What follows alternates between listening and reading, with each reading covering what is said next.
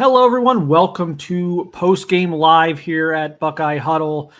I am Mark Givler. Got Juck here with me to break down Ohio State's win over Illinois as the Buckeyes are putting the finishing touches on another ranked win here in the 2025 season and another solid road performance by the Buckeyes here today, Juck.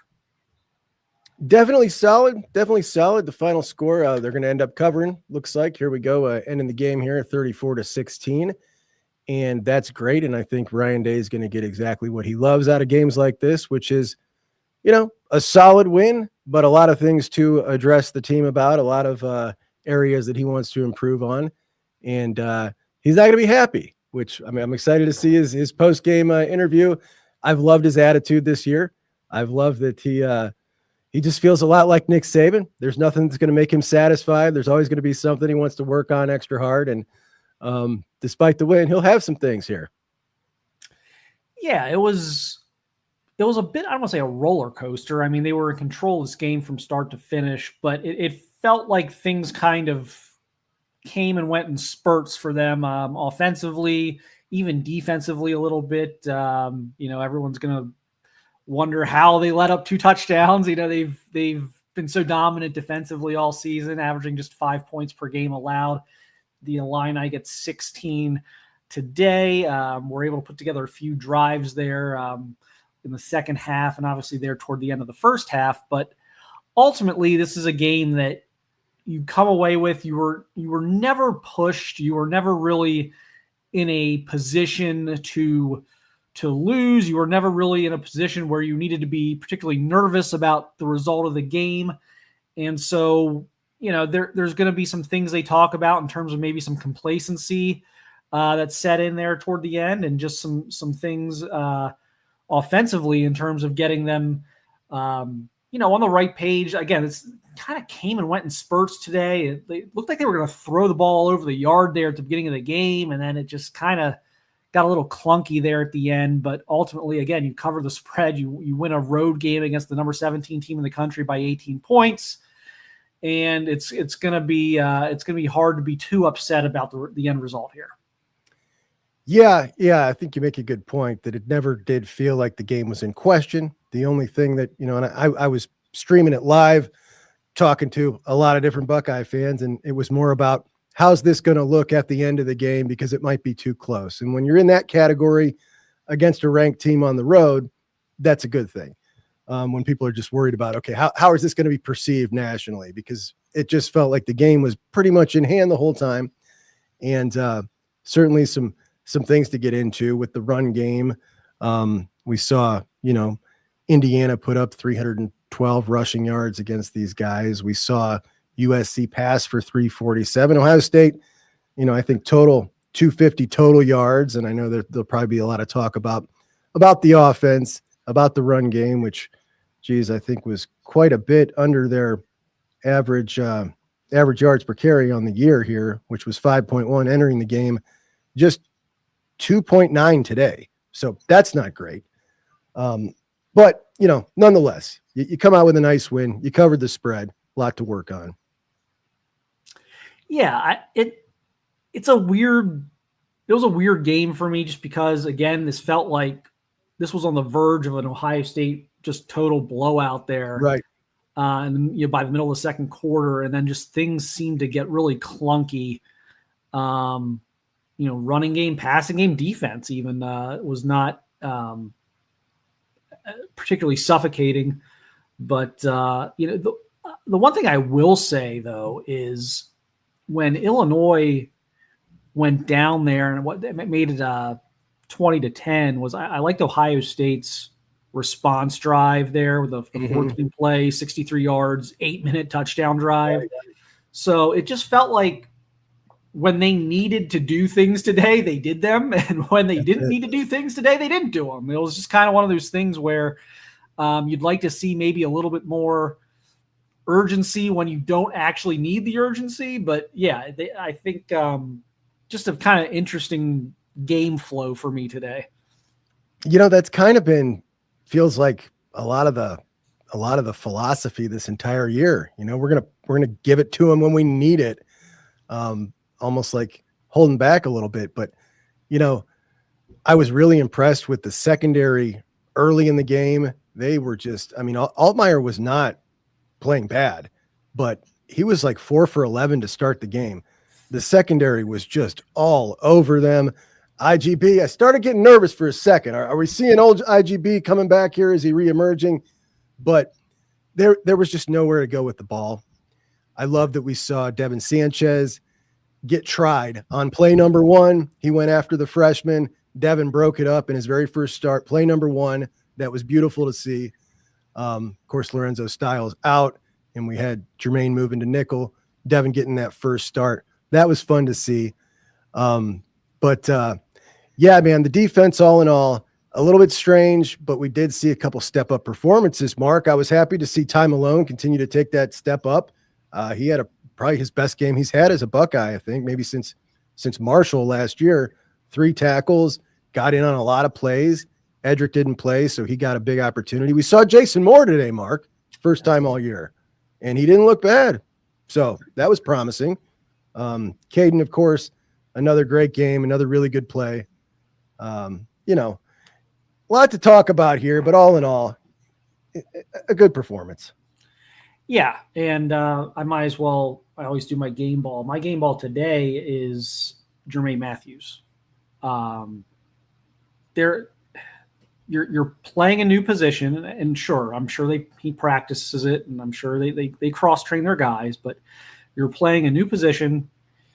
You essentially force 2 turnovers. You get the strip sack, and you get the deflection on the Peyton Pierce interception in the first half with just tremendous coverage and tremendous play.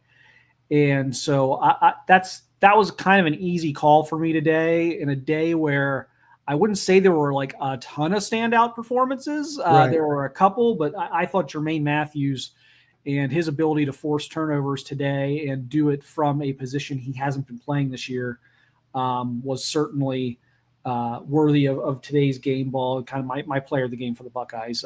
Juck, I don't know, not to put you on the spot too much here, but was there a guy for you today that particularly jumped out? Yeah, definitely. I would go with Ty Malone, just based on what we've seen, coming into the year. One of these guys that was a big old question mark. And it seemed for a while like he wasn't even going to get much playing time this year. And then we saw a little bit last week. This week, I thought we saw quite a bit of a step forward and getting in on several plays, including that one really heady one down by the goal line. Just based on where we started and where I think we're at and where we're going with him, I'm going to go ahead and give mine to him. I do want to say on that Germaine Matthews performance that the tip, Peyton gets it, and then he's immediately leading, and he's like, come with me to go block. The guy is just such great energy. He's so great out there with the team. He's a joy to watch, man. I just love that kid. Yeah, he's a very unique player in terms of his versatility, his ability to play the run, his ability to cover, the energy he brings. I go back to this. I've said this before. This was a secondary that when guys like Igbinosun and Germaine Matthews entered the program was not good. They were on a really tough run there in the secondary, and I thought a lot of it was personality driven. I didn't think they had the big alpha personalities you certainly need to have, in my opinion, to play corner. It's just a different mindset you have to play that position, and I just think those 2 guys have brought such an attitude change to the Ohio State secondary, coupled with, of course, better coaching and everything. Like, I get that, but I just think there was a need for an attitude adjustment back there, and Germaine Matthews and Igbinosun, those guys have really, I thought, kind of pushed that forward.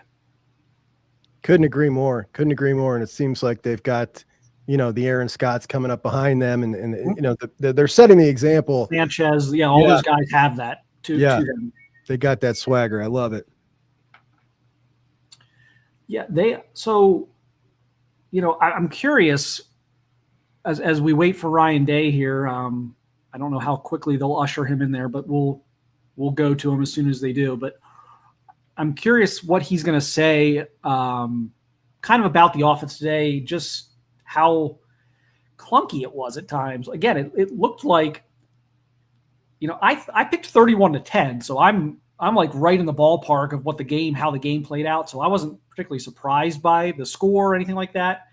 But early on, it looked like, boy, they might blow these guys out. This might be Indiana 2.0 in terms of Illinois getting blown out. And I'll just be curious to kind of sift through his thoughts on what it was offensively, from mid-second quarter on that just wasn't consistently clicking. If it was more of an O-line problem, if Julian wasn't seeing things, if it was a scheme issue where Illinois threw some looks at him, and it's just interesting. But we're going to sit here and we're going to nitpick this. And again, we're talking about an 18-point road win against a top 20 team.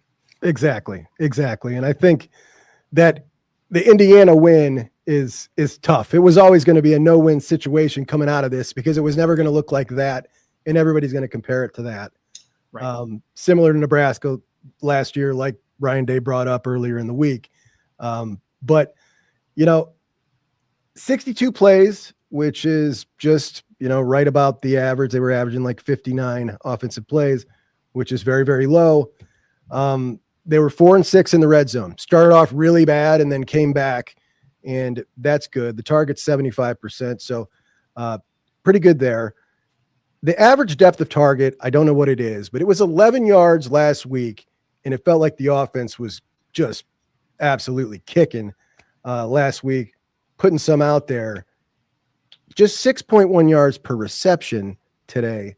So not really pushing the ball downfield at all. But I'll tell you what seems automatic with this team. With Jeremiah and Carnell's ability on the sideline to extend and catch that ball, and Julian's accuracy, that almost feels unstoppable. If you need 7 yards, buddy, send one of those dudes out. Julian can make that throw. I mean, it's really impressive. But as far as the running game goes, it's interesting because it felt to me like at times the offensive line was playing really good. It just wasn't working out. Obviously, tough to tell when you're watching the game and it's going quick without the end zone view, but it just wasn't clicking well. And whatever that is needs to get better. It really does, because that's just under 3 yards a carry is just not going to cut it moving forward. That's for sure. Yeah, and it started better than it finished, which was kind of interesting. They didn't kind of impose their will throughout the game. They actually ran the ball better early. For sure. And with the passing game, I would have to see the all 22. It certainly felt like Illinois was keeping guys way back off the line. It certainly felt like they were forcing Ohio State to throw underneath. So you're going to run into a lot of that this year, I think. But when they do that, you would hope you could get the run game going when they're playing safeties back. And even, they showed one play early in the game where they had a really nice run and the linebackers were already sprinting back into coverage for Illinois, and they were able to get a 7-yard run because of that. It's you wish you could have seen a little more of that today. We're able to get, for the second week in a row, the combination of Max Clare and Brandon Innes involved, which was nice to see. I think Clare had 4 receptions. Innes had 2, maybe. All in all, they had about 7 or 8 targets between the two of them, which I think is important, particularly if the defense is playing like that. And they both look pretty good. I thought BI and his, limited, and he had the kick return as well. Yes. So that was honest. We rarely see that, but that was really cool to see for him. And obviously he's taken a lot of criticism this year. So I was really happy to see that for him. And he looked juicy. He didn't look slow. Looked like he had it cooking. But Clare coming on really, really big for this offense. Yeah, it was nice to see Clare get involved in the way he did today, just because there was so much talk about him in the offseason, what a big part of this offense he was going to be. He has the drop in the Texas game and had some games where he wasn't really noticeable. And today that obviously changed quite a bit. He was very noticeable out there. Innes, that was the response drive, right? That he set up Yes. And again, I go back to that. I really liked what I saw there. Yeah. That was like, okay, you guys think you're back in this game. Let's choke the life out of this game. 8 minutes, touchdown, 65 yards, 63 yards, whatever it was. That was good. That was really good situational football. And it is interesting. We get to see, like, again, we can nitpick things, but we get to see them get put in different situations and how they're going to respond. Like, there's going to be a time, maybe it's Penn State, maybe it's Michigan, who knows, but there's going to be a time where they're going to need to do that again. They're going to need to have that 6 to 8 minute drive where the opponent is making a push and you need to choke this game away and choke the life out of them. And that's what they did on that drive. So that was a good sign for me. And like I said, I'm a pretty big fan of this Illinois team. So, despite the blowout to Indiana, like, I think this Illinois team's been playing at a high level. Their offense has been playing at a very high level. So, I think it's a good win. Absolutely. Look, the guys in the desert know more than us, man. They put the line at 14.5, and they're very favorable of the Buckeyes right now. I saw some things that said the Buckeyes would be favored by 3 over Miami, number 2 team on a neutral field. So they're as high on the Buckeyes as they could be on anybody else. That Indiana game, a ridiculous amount of injuries that Illinois was dealing with that day. And sometimes when it gets away, you get a bit of a give up attitude, which maybe had something to do with it. I don't know. It was an offshoot. This team, the team that we saw out there today, was a pretty solid Big Ten team. And I don't think they're going to fall too far. They'll fall out of the top 25. They'll have an opportunity to get back in it, though. Totally believe that, because that's a pretty solid team. I thought Altmaier, against anybody else in that first half, would have had some decent numbers. That dude's good. The balls were on the money. No separation from his receivers. Right. The secondary was just fantastic. I hated seeing the defense lose their perfect record inside the red zone when they played it so tough. It was so close on second and third down. To lose it to that little trick 2-point conversion play was just like, no, not like that. But you knew Bielema was going to cook something up on that 4th down, though. Man, he was going to have something, and he did, and it was a really good one. Whenever you're walking in, it's a great one. Here's Ryan Day. Alrighty, guys, let's cover the front here with Secarelli with Patrick Murphy. Ryan, kind of a snake start offensively, cliche, field goal, red zone, kind of things. General thoughts on the offense in this one? The first drive was a field goal. Was the second drive the touchdown? Yeah. So, I don't know if it's a slow start. A slow start would probably be 2, 3 and outs. I feel like, we did start fast. We didn't quite convert down there the first drive, but I thought on the road, it was a good first drive. We always want to score touchdowns, but sort of set the tone, some physicality, and then we came right back down and scored on the next drive. So I thought that was good. We kicked the field goal again, and then we hit another touchdown. So, to be, 20-3 going into halftime against, a good opponent. And, we all know that, coming to a noon kickoff, in conference against a very good team, 11 a.m. kickoff, we all know the concern is that, you show up and you don't have a lot of energy. I don't think that was the case at all. I thought we did come in with good energy. I liked the way we played early, quite honestly. Was it all perfect? No, but they're a good team. That's kind of how it goes. And we all expect perfection, including me. But and I thought we played well there, towards the end of the third, into the fourth. And then we took our foot off the pedal a little bit and lost our focus. But it's a good sign when you have to go into a locker room after a win like this and kind of, make sure everybody understands what a great win it was, because I think we all felt like we left a little bit on the field. But but all that being said, I thought the effort was excellent. And, I like the look in our eye. Defense created a bunch of turnovers, which when that happens, the chances of winning are going to be, obviously in our favor.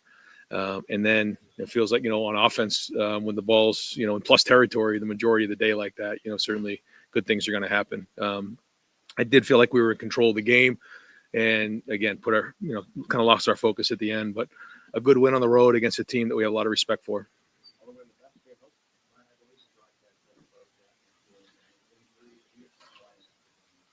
Yeah. he could have kept playing. Yeah.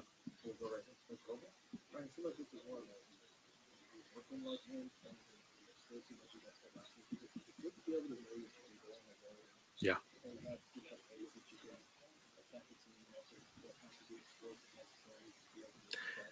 What the thing that was tricky was it's a good thing, but we were in plus territory a lot. It's hard to be explosive as you get into the plus 25 area because as you know the field gets pulled down, and then when we were a little bit towards midfield, they were playing a little bit more coverage, and again that goes back to the unselfishness of our team and understanding what needs to get done. And there's a lot of plays that we're going to want back, but I thought there was a lot of good physical runs down there where we punched the ball in, and like you said, did what we had to do to win the game. That's the bottom line. But you had to scramble a little bit there without Lorenzo. What do you think? Germaine seemed like he's playing a lot of energy. Yeah. Had a hand on two balls there for turnovers, and then Devin had probably some snaps to go learn from him. Yeah. What did you make of that outing?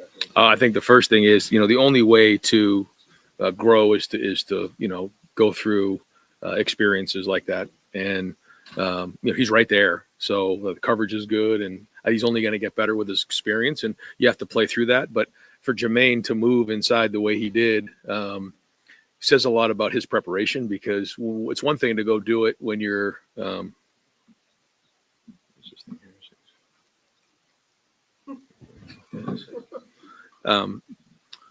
so yeah. It's one thing to go through a walkthrough. It's another thing to go through practice. But when you're now a nickel and you have to now fit the run, you have to hit the blitzes, the coverage, everything happens a little bit faster when you get closer to the ball. And so for him to be able to do that and play the way he did says a lot about his preparation. But also give credit to Tim Walton and the work that they did during the week. That was well done. Hopefully we can get Lorenzo back for next week. But depth is going to get challenged, and we've talked a lot about this. Is when you have multiple guys who can play multiple positions, that's creating depth. Good sign for Germaine.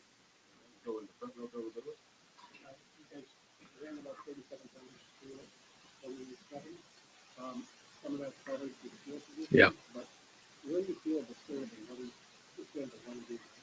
Yeah, I think we're running physical. We'll look and see if there were some things that, if there was more there, because, we always want to, gain 8-9 yards of carry. When you get tight in the red zone, some of those, the expectations of those aren't going to be 4 more, but we want to be 4 more in every run, outside of the 10-yard line.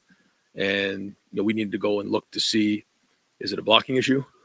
Is there a personnel issue? Are we blocking and then, just getting what we block for? We got to look at all those things. But I thought the offensive line was moving people today. When I watched the iPad, I'll have to go back and watch the film. We were moving the line of scrimmage. There were some blocks that we lost across the board, and then got to figure out making sure that the runs are hitting exactly right, because some did, but others, I thought maybe there was more there that we need to figure out why that is. Ryan, through the first half of the season, what have you learned about this group, especially guys that are either new or in bigger roles on both sides? Well, one thing is, we keep pushing them about being consistent in their approach, and so far we've got that. But it's a long road. We're only halfway through the season. I think the guys who we didn't know about going into the season, they've now proven that they belong. Okay, now what do we want this team to look like as we continue to grow and build? So that's all been good, and they're competitive, they're edgy, they like these type of environments, and they want to be great, and they expect to be great. They expect to win all the time. And as much as I was on them about growing up and maturing, you are seeing a pretty mature group. I mean, they're starting to learn really what it takes, and they're pulling for each other. And I think the last thing is, and this is going to be a challenge for every team in the country, including ours, is just as time goes on, everyone has expectations when they come into a game. When they're not met, it's easy to start pulling in different directions. And that's selfishness. And I think our guys are very unselfish. I think they're coming together as a team, and that's going to be one of the things that we have to make sure is an advantage for us.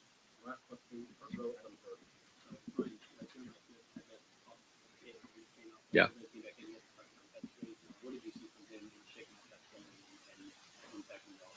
Oh yeah, Jeremiah is I can't say enough about him, about Carnell. In a game like this, we found ourselves down in there a lot and ran the ball a lot, and they're into it just like everybody else. I mean, they want to look like last week every week, but when when you have a team that understands what needs to get done, that's when you have a chance to be special. And he's a tough player.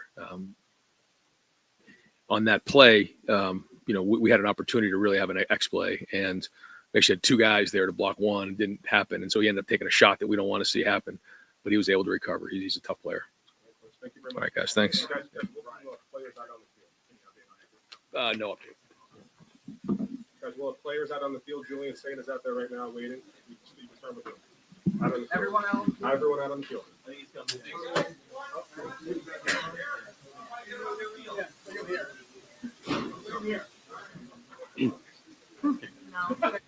Okay, never mind. All right, looks like that's going to be it for the podium. Looks like they're going to send the Ohio State players. Looks like they'll be out on the field for media, so we will get those up on the channel. I'm sure Tom and Tony will be out there getting those guys and getting what they can from there, and we'll have that up on the channel as soon as we can. Kind of a quick press conference. That first question about starting slow didn't make any sense to me based on what we just kind of talked about, and it seemed to catch Ryan Day off guard too. I thought they started fast. I thought the slow part came middle of the game into the fourth quarter. I thought they started really fast given the conditions, given the road environment and everything else. That was a great start, I thought. Yeah. You didn't convert the touchdown on series 1. You come right back series 2, score a touchdown. That's 2 scoring drives and 1 touchdown, 1 field goal. I love it when he corrects him like that and just kind of factually greases them when they try to come at a question like that. That's always funny. But yeah, not a slow start, a good start, he said. And then you're 20-3 at the half.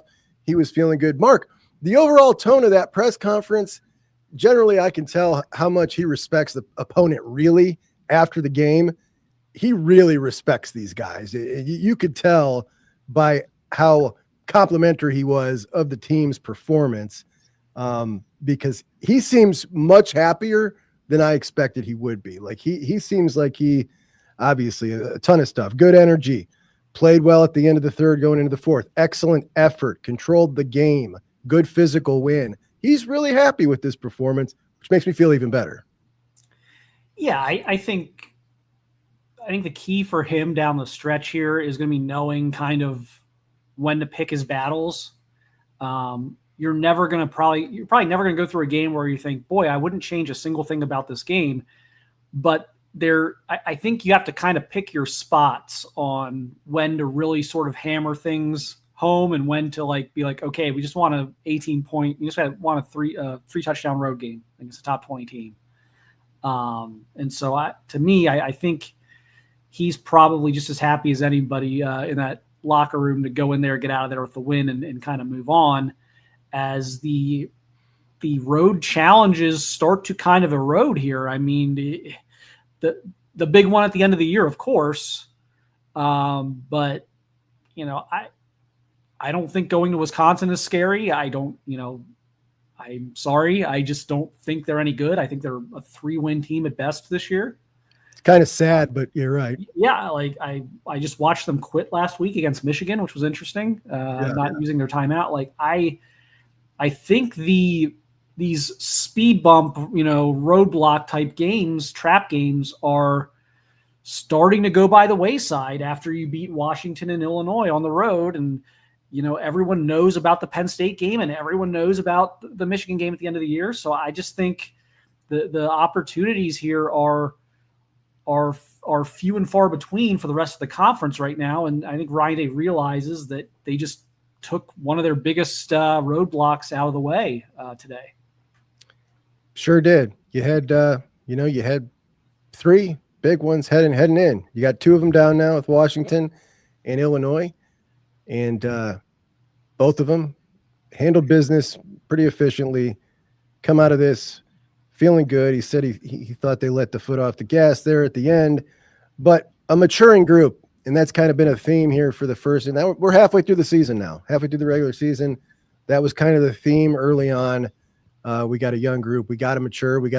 And now right at the halfway mark, he feels pretty confident that they are, which is great to hear from him.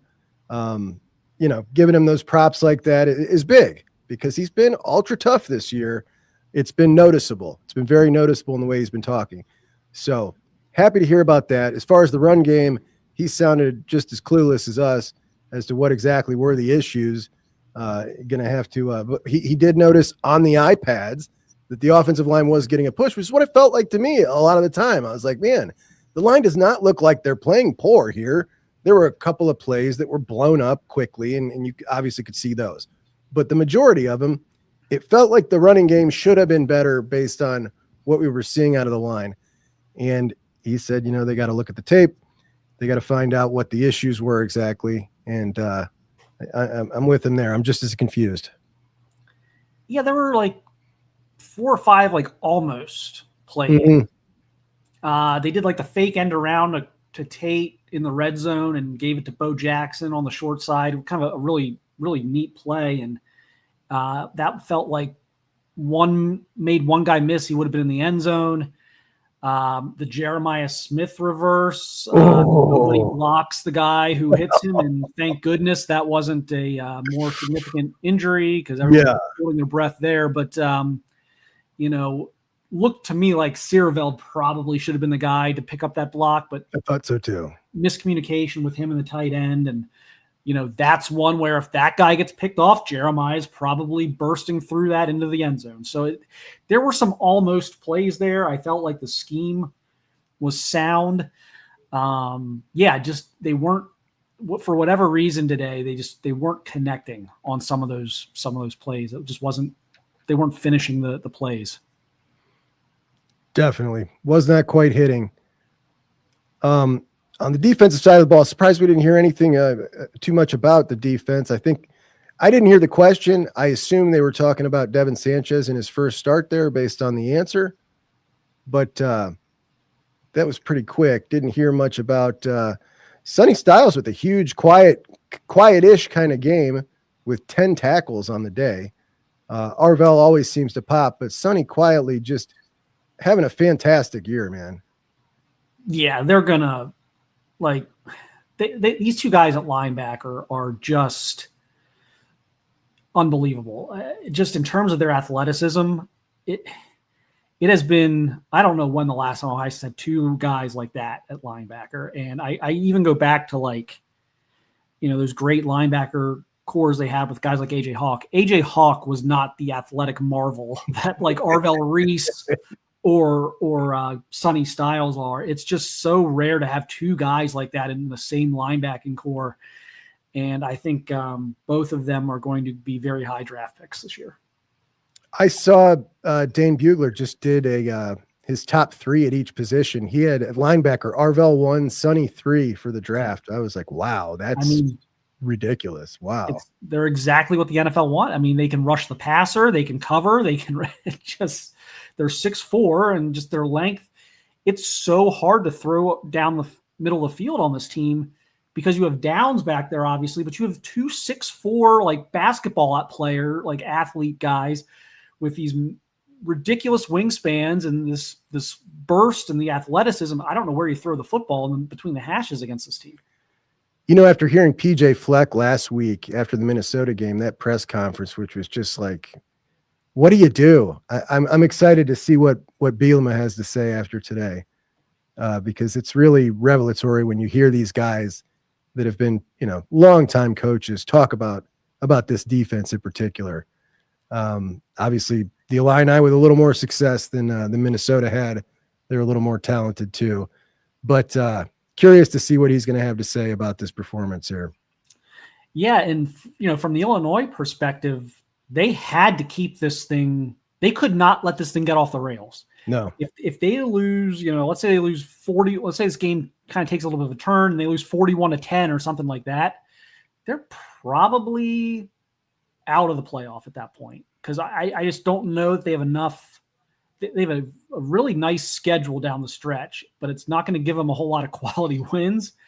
They're in a situation right now where I think they play Washington next. And I believe that's their next game. You're right, at Washington. And that's going to be huge because if they win that game, they're going to probably win their last 4. They're going to be very heavy favorites their last 4 games. If they sneak their way to 10-2, I mean, they could very well be in the playoff. I think this is going to be the year. I think we're going to see a 9-3 team make it this year. I just think we're seeing a lot of parity in college football this year. And so if you can get in the clubhouse, so to speak, at 10-2, I think you're going to have a really good chance, even if the 10-2 resume isn't maybe, particularly eye-popping to anybody. If you can go 10-2 in a power conference like the Big Ten or the SEC, I think there's going to be a spot for you, because I just think the ACC is such a mess. The Big 12, I think, is going to cannibalize itself. And maybe the SEC is going to we see the SEC kind of cannibalizing itself every week. I think the SEC is a league that has a bunch of really good teams, but no great teams, which means I think we're going to see a lot of 9-3 in the SEC this year. I think you're spot on with all of that. Regarding Illinois, Washington, then Rutgers, Yep. Maryland, who's been a little bit better, Wisconsin and Northwestern. So if they can get through Washington, they're 10-2. And I heard a lot of people talking last week that loss to Indiana is going to disqualify them. Listen, I think that this showing today against number 1 actually gives more credence to they were just a really injured team that day. I think it bolsters their resume quite a bit.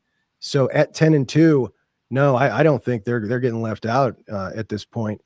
And this Michigan USC game going to be huge. If Michigan wins this game against USC tonight, they look like they're coasting into the game with just 1 loss, and then they're 10-2.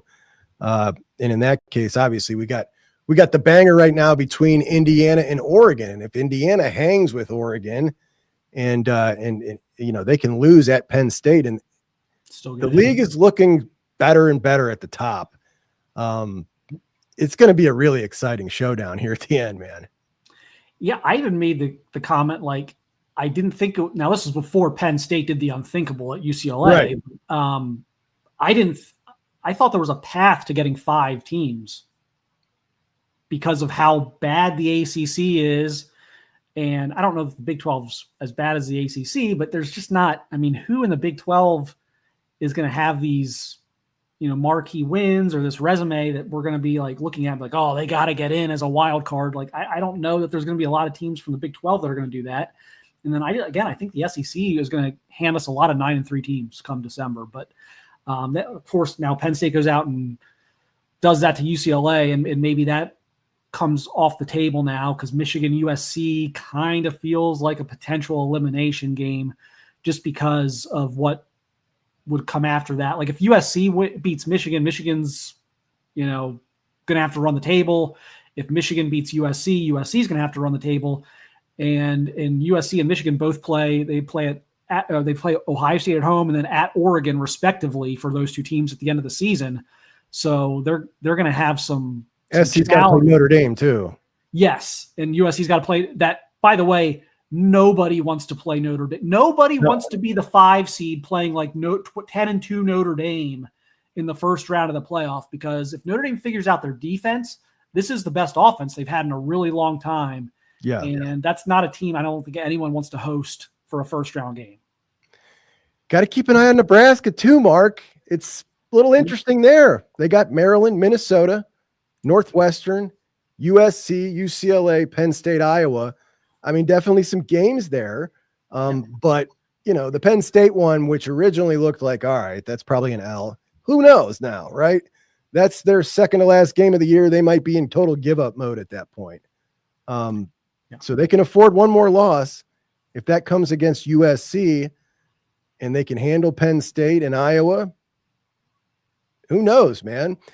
The craziest Big Ten we've ever seen. It's so much more exciting following this conference than it ever used to be.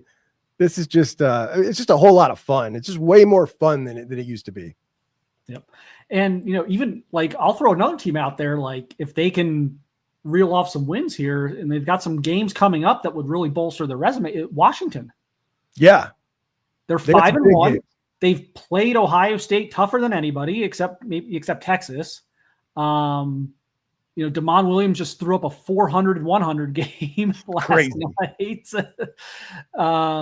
So, I mean, that's a team that's thinking, boy, if we can get to 10-2 so far, somehow, we're going to have a decent shot at this thing too. So there's a lot of teams still playing for everything this year. And like, this is why personally, I love the expanded playoff, but that's maybe another conversation for another day. But I just think the games, who would have cared about some of these games today? Like some of these games today that are just like Nebraska, Maryland, Right. Nebraska wins that game. They, like you just pointed out, they have a schedule that could potentially allow them to get to 10-2. And now you're talking about, are they a wild card team? So like, I don't know. I think the added excitement to these games, because there's more teams that still feel like they have a chance. Nebraska didn't have a chance in a 4-teamer right now. No. They'd have to, even if they ran the table, they wouldn't put them in. No, absolutely not. They're too far back. Yeah. But to each their own, though.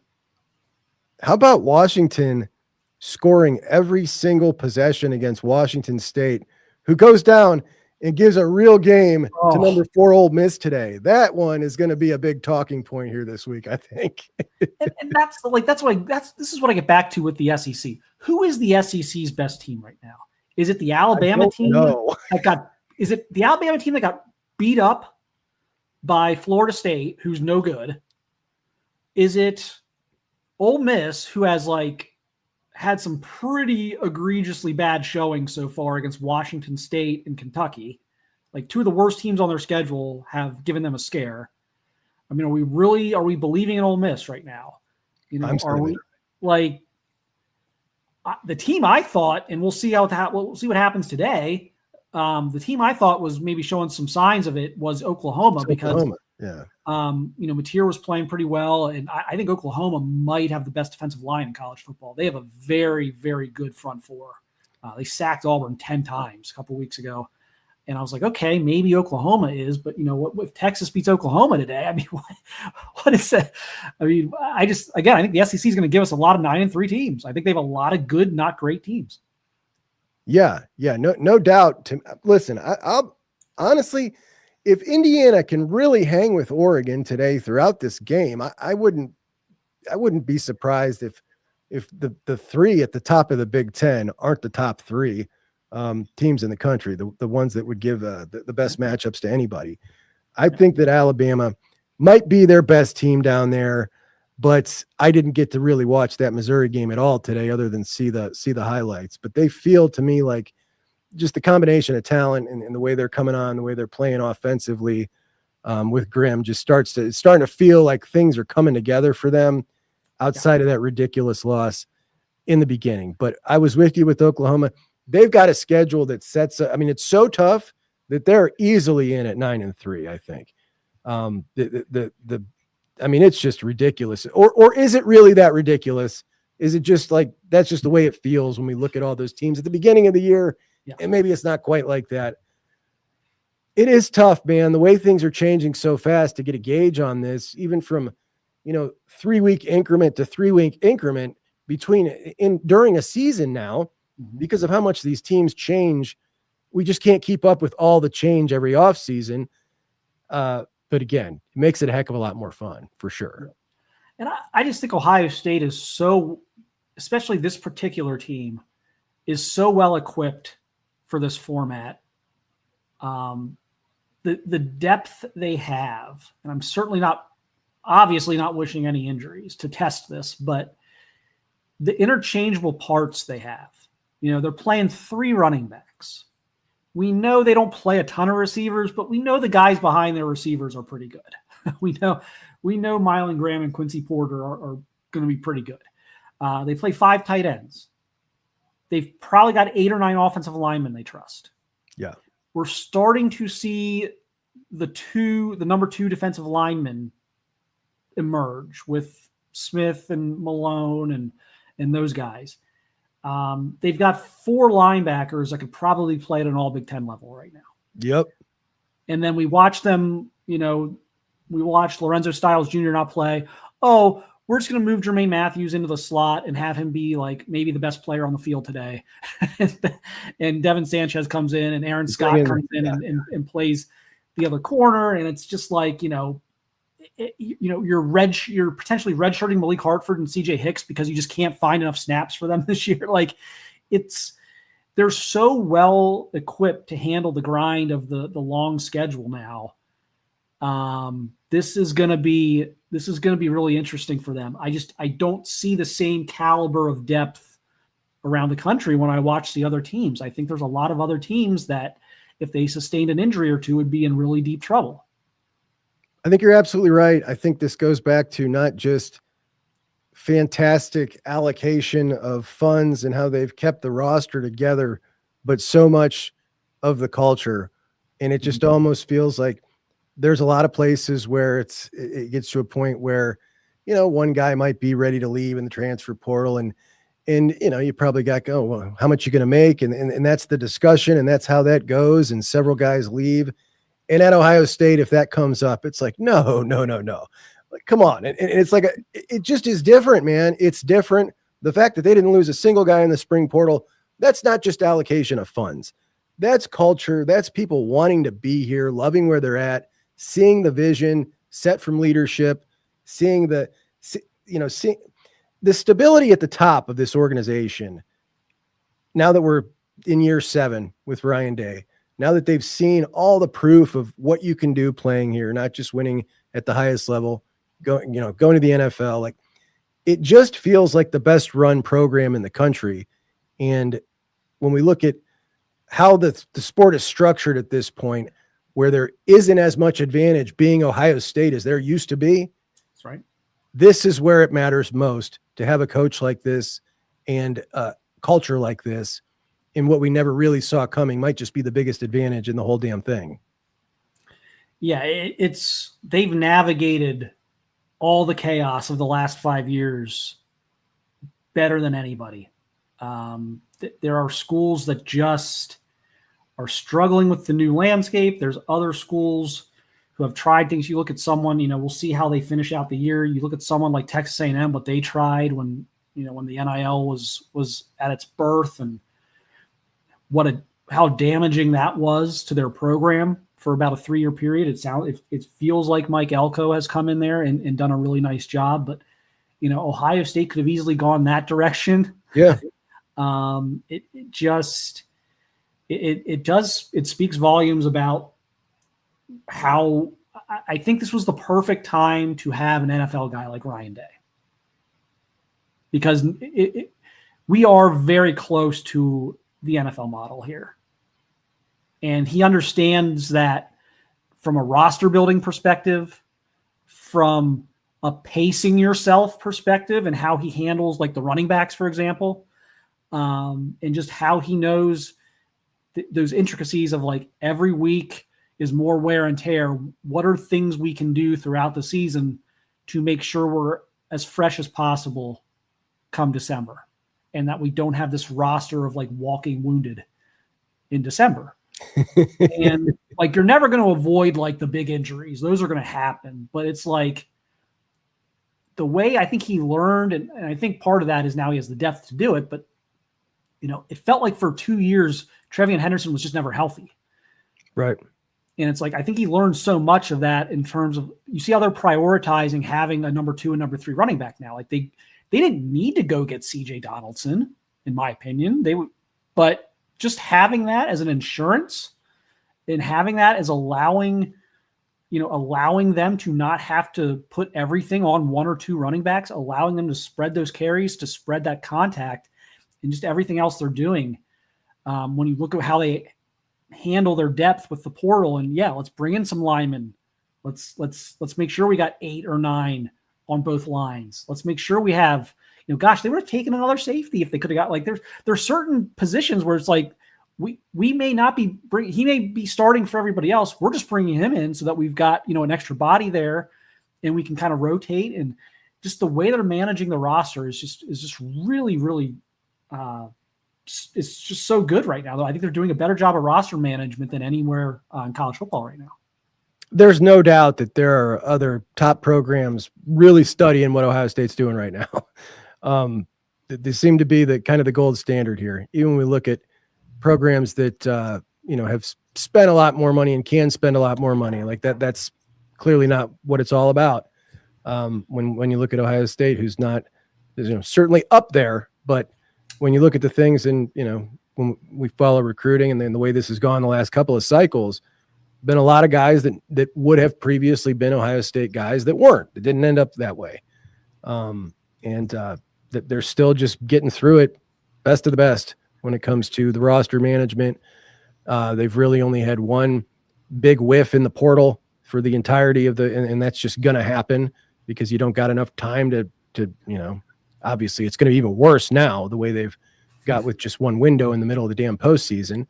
But you're going to have that. And the fact that they've only had one is pretty amazing on top of that. But how about Josh Padilla coming in now, taking over as that guy, taking that 15 snaps from Tegra at right guard, second game in a row.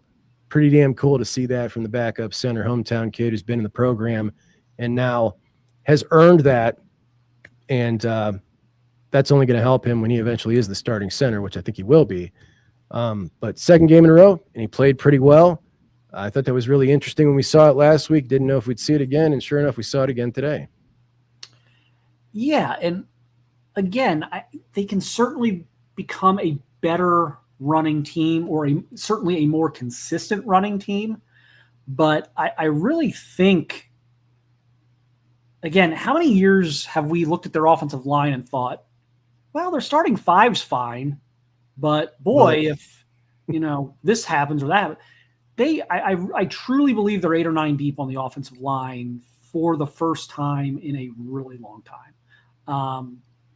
They weren't 8 or 9 deep last year. They just happened to have the ultimate Swiss Army knife in Donovan Jackson. I mean, it just, this is a unit that's really, just look at like Phillip Daniels. No one had him starting. He pushes his way to the starting spot. So now you've got Onyanwa and Padilla, and you've got all these guys in your 2 deep, and it's like, okay, this is going to serve them so well come December. And they're really focusing on utilizing the portal, utilizing their cap space, so to speak, on providing quality veteran depth versus $5 million for a freshman defensive tackle, Absolutely. I am really, when we look at this offensive line, even, Justin Terry getting in that second group so quickly, Ian Moore, who we both really think is going to be a dude at some point, coming along really well. Tyler Bowen, he's a dude, man. These guys are playing really, really nasty football. And there's been a lot of years where we've not really loved the attitude of you just, okay, maybe this line isn't the most talented, but I would sure just like to see them play like dogs with an attitude. These guys got it both. They're nasty. Luke Montgomery and Phil Daniels got enough nasty out there for all of them. And they're also really talented and playing really well. Yep. And props to Tyler Bowen. I think this guy's just fantastic so far. Phil Daniels, you look, you thought you might have had your starting tackle with Ethan Onyanwa. Well, it wasn't him, but you get Phil Daniels, who you didn't expect. He pops up. And this guy, along with Saravel, they're 2 of the top 5 in fewest pressures given up this year, which is tremendous. By the way, Daniels has eligibility left. Onyanwa was a 1-year guy. So if you wanted one of these guys to break out as the star, it's Daniels. So, even when you miss, you win. It's going good, Mark. It's a good time. It's a good time. Tony and Tom, let's take the road from Memorial Stadium. Yeah. Thank you, Mark. Thank you, Jack, for handling the first half of the show. We will take it from here.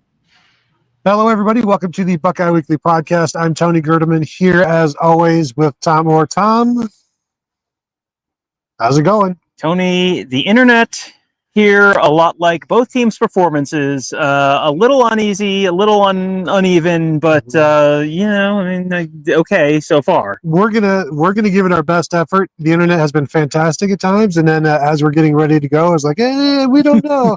But welcome everybody. 34-16 Ohio State over Illinois. At one point, 20-3. Everything seemed comfortable.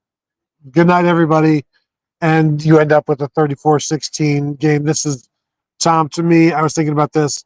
You don't watch television, but there are TV shows where, it's like it's a 12-episode season, and it's like, should have been 8 episodes. 4 episodes of that was filler. Mm-hmm. This is one of those filler games where you look back, I don't remember this game. Oh, that's the score. Whatever. This has like no impact on the season. Maybe.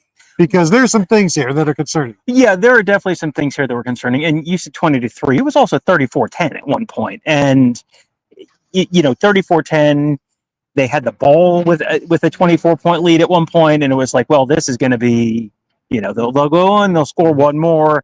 It'll be right about what we were expecting. And then they didn't score. And then Illinois went down the field and scored. And one of Illinois' touchdowns was against the twos. They had the ones back out there for the end of that last drive. They very clearly did not want to give up another touchdown. And, it reminded me a little bit. Do you remember the 2017 Ohio State-Illinois game where Ohio State was up by a bunch and then Illinois came back and scored once or twice, and then Urban Meyer got annoyed and put the starters back in, including guys who had taken their pads off, unbuckled their pads, and then people were buckling their pads again to get back in the game. You had a little bit of that in this one. Tony, I'm workshopping something here. You know how they chant here ILLINI? Mm-hmm. I'm thinking maybe they changed the spelling of Illinois to ILLANNOY, because this was kind of an annoying game, kind of an annoying team. I'm not going to say I like that. I'm not going to give you any credit for that. It is fitting. It is apt. It is spot on. But let's not. Super chat. Right. Oh, we do have it. Thank you for changing the subject. Mateo and Fuego says, I like the O-line grittiness and swagger. Having depth, like Marcus said, at all positions will push this line to greatness. Let's talk about the line. They're gritty. They're this, they're that. They're great against the pass. Averaged 3 yards a carry against an Illinois defense that gave up over 300 yards to Indiana, gave up 120 some to Purdue, gave up 150 some to USC. Third straight game under 4.5 yards per carry as a team for Ohio State. And right now, this is the biggest issue for me for the Ohio State team as a whole. And now I do believe Ryan Day when he said, and you weren't in there, but he attributed some of the running game woes and the offensive woes to the fact that they started their average field position starting was their own 45. So it's like the field is more compressed because they were on the Illinois side of the field quite a bit. So it's like you're not going to have necessarily many explosive plays. It's like, yes, the defense is closer and all of that stuff, but you're not able to run the ball. And he said, well, we had some tough runs down inside and that was good. And he almost just kind of washed it away. He seems okay with it. And you cannot be okay with the running game right now. He said, we'll have to go look back, whether it's scheme, personnel, whatever. Bo Jackson got dinged up, finished with under 51 yards, season low. I'm not sure if you were aware of that, Tom, but that was one of my bold predictions. He could have gone back in, but this running game, what running game? Yeah, I've said this before. I feel like I say this a lot of weeks. I'm down on the field where if there's something schematically happening, I am in maybe the worst place on the field to see it. So maybe there was a schematic reason for this, but just vibes only from field level, I can tell you that there were several times during the game that I thought, it feels like they're trying to prove a point with running the ball and that they're going to run the ball and they're good. We're tough and we're going to run the ball. And if Illinois is going to take away pass, too bad. We're going to, and I don't know that Illinois was or wasn't taking away the pass, but we're going to run the ball. We should be able to run the ball. We're going to run the ball, and we're going to prove a point. And you just kept thinking you're proving a point about how you can run the ball, but not the one you want to prove. It felt like it was consistently The point was, they really can't run the ball the way they want to, and there wasn't a lot of explosives in the passing game, and they couldn't run the ball. And you have to give Illinois credit. Illinois is not Illinois came in as the number 17 team in the country. They're probably going to leave as something in the top 20-ish range or so. And this is a road game and all that kind of stuff. But I think this is not an Ohio State team. They're number 1 in the nation. I think everyone should be feeling reasonably good about this team. But I think there's also stuff you can look at and go, yeah, I think that's a concern. The defense was pretty solid again. The offense, this is several weeks in a row that I've kind of gone, boy, I bet they'd like to be able to run the ball better than they can. They have been able to. You can't be happy with this. You got two guys under 50 yards rushing, and C.J. Donaldson averaging 3.5 yards a carry. Bo Jackson averaging 4.7. Again, ever since Bo Jackson has been inserted in the lineup, 3 straight games now as a starter, under 5 yards a carry. It's not good enough against a team that has been run on. And so the stubbornness with the 13 personnel and the 14 personnel and the 12 personnel, keeping the tight ends out there when, we were in a lot of short, I'm sure this is an answer coming. We were in a lot of short yardage situations, so those are going to lead to short yardage runs, which is true. But what about when you're in short yardage situations, just go with your regular offense, and maybe you might get some. Well, yeah, I go back to the Michigan game last year where the issue was they're in, we were backed up a bunch, so we couldn't run our offense. Now they had the ball too far down the field the other way, so they couldn't run their offense. And it's like, and I don't want to, I wasn't in there. I don't want to oversimplify what Brian Day was saying, but it feels like they're coming up with reasons why they can't do stuff. And at some point, if you can't do certain things over and over again, and it's the same thing, then at some point, the reason is you can't do it. And as you said, he's going to look at scheme, personnel, whatever it is. But whatever it is causing them to not be able to do this. Yeah, and I'm partly giving some leeway here that there's no reason to get crazy creative or even overly creative when you can come in and be up 20-3 at the half and just suffocate it. Like we were talking up in the press box, like I know people are unhappy right now, but some people want a serial killer that's just stabby, but this Ohio State is just pillow over mouth. It's like the most boring type of true crime there is. And yet it's like, well, it's still effective. The pillow is undefeated. Like I would like to give them some, just maybe that's what it is. How the defense grew, but they grew because they had to, because it didn't work. Mm-hmm. So this, at some point, are they going to get to a point where Penn State gives up 10 points to them, and they're like, well, now we've got to change some things on how we do the running game. Like, is that what you're waiting for, to have a loss to figure out, like, okay, let's maybe do more 11 and see what we can do there, or less 13 and just 11 and 12. And they've been effective with the 14 because you only need a yard. You should be effective with that. So that does nothing for me. Well, you go to what worked really well in short yardage. They lined up and it looked like just kind of the tush push with Julian Sayin at one point, and they needed 1 and they got like 3.5, it looked like. So a couple weeks ago, I said that play was getting discussed in terms of being outlawed in the NFL because it was too effective. You're allowed to use things that are too effective. Like if it's legal, that actually is a reason to think about using it more, not to use it less. And I'm sure they don't want to have Julian Sayin taking a bunch of hits because he's important in a lot of other areas. But also, if you got to pick up the first down, I'm sure if they need to pick up the first down against Penn State or Michigan or, a game like that, I think you're probably going to see Julian Sayin doing that, and that's fine.